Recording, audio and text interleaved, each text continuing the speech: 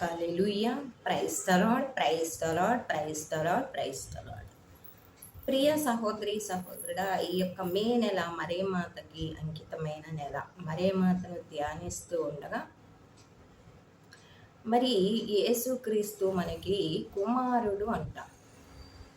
దేవుని కుమారుడు, మొదట మరియమ్మ గారి కుమారుడు, తర్వాత మనకి కూడా కుమారుడు, మరియా యోసేపుల కుమారుడు, మరియు మనకి కూడా కుమారుడు అంట. చూద్దాము.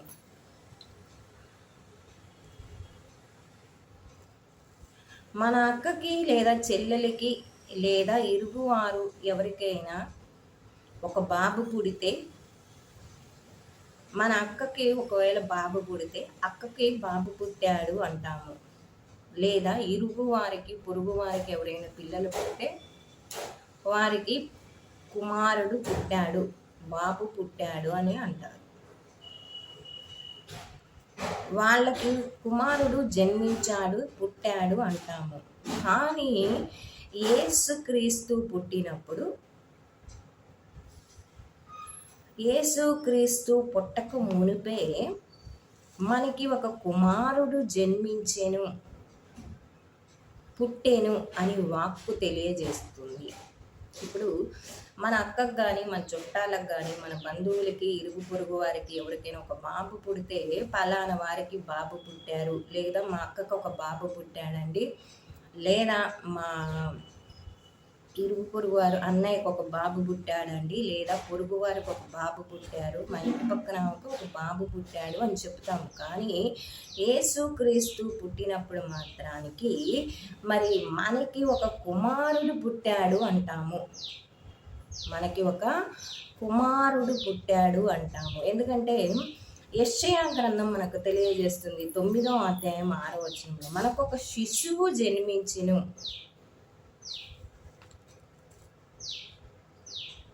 మనం ఒక కుమారుణ్ణి బడిసితిమి, మరియమాత కొడుకు మన అందరికీ కొడుకు, మరియమాత కుమారుడు మన అందరికీ కుమారుడు. మనం ఒక శిశువు, మనకి ఒక శిశువు జన్మించెను, మనము ఒక కుమారుణ్ణి బడిసితిమి అంటుంది. అంటే మరియమ్మ గారికి కుమారుడు పుట్టాడంటే యేసుక్రీస్తు పుట్టాడు, మరియమ్మ గారికి ఒక కుమారుడు పుట్టాడు అనం మనం.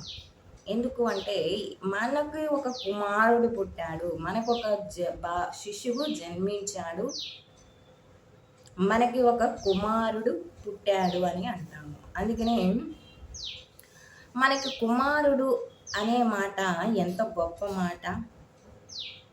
ఒక్క మరియ తల్లి కుమారుడు కాదు, అందరికీ కుమారుడే, దేవుని కుమారుడు, అందరికీ కుమారుడు.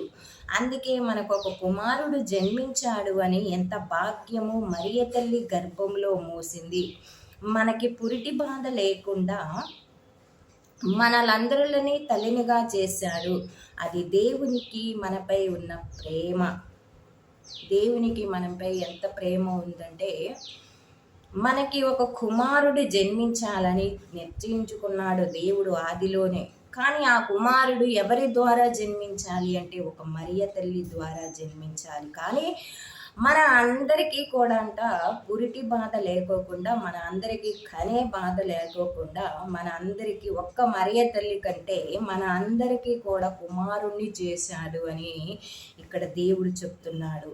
అందుకే మనకు ఒక కుమారుడు జన్మించాడు అని అంటాము. అది దేవుని ప్రేమ. దేవుడు 3వ అధ్యాయంలో యోహాను శుభవార్త 3వ అధ్యాయంలో మనకు తెలియజేస్తుంది, 17వ వచనం, దేవుడు సకల మానవాళిని రక్షించుటకు, లోకములో అందరినీ రక్షించటానికి దేవుడు కుమారుణ్ణి పంపించాడు.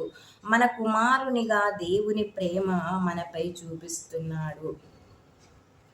లోకమును రక్షించటానికి అంటే ఒక్క నిన్ను నన్ను రక్షించటానికే కాదంట, కానీ సకల మానవాళిని రక్షించటానికి, లోకంలో అందరినీ రక్షించటానికి అంట దేవుడు తన కుమారుణ్ణి మరియమ్మ గారి కుమారునిగా ఈ లోకంలోనికి పంపించి మన అందరికీ కూడా కుమారుణ్ణి చేశాడు అంట. అదే మనకి దేవుడు మనపై ఉన్న ప్రేమని తను చూపించాడు. తన కుమారుణ్ణి మన అందరి కుమారుడిగా చేయటమే దేవుడు మనపై ఉన్న ప్రేమను రుజువుపరుచుకున్నాడు. కాలము పరిపక్వమైనప్పుడు గలతీ 4:4 చెప్పబడుతుంది. కాలము పరిపక్వమైనప్పుడు దేవుడు తన కుమారుణ్ణి పంపెను. ఆయన ఒక స్త్రీ నుండి పుట్టెను. కాలము సమీపించినప్పుడు దేవుని కుమారుడు ఒక మరియమ్మ కుమారుడుగా మనము ఒక కుమారునిగా పడసిదిమి. కాలము పరిపక్వమైనప్పుడు దేవుని కుమారుడు ఒక స్త్రీ నుండి పుడతాడు.